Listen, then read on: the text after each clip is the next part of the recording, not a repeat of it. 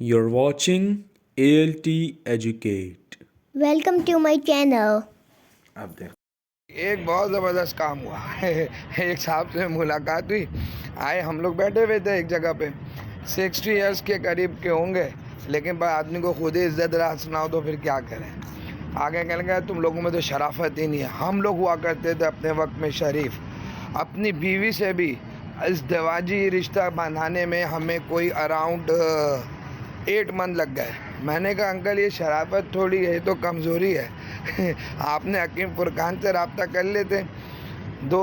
4 काजू, 4 बादाम, थोड़ा सौंफ, कुछ 7 मगज़, साथ में इंजीर, जैतून का तेल, रात भर सोख करें, सुबह दूध में मिलाएं और पिएं। अंकल ये इज़्दिवाजी ज़िंदगी के मैटर आपके महीने के हो जाते इस उम्र में, और इसको रेगुलर करते तो 2 दिन पे आ जाते। गालियाँ दे के उड़ गए, ऐसी ऐसी गंदी गंदी गालियाँ। वो वाली गाली भी दे दी। मैं कहा, नहीं अंकल, हम ये सब काम नहीं करते, हम सिर्फ हकीम है, दवाइयाँ देते हैं एक बहुत ज़बरदस्त काम हुआ एक साहब से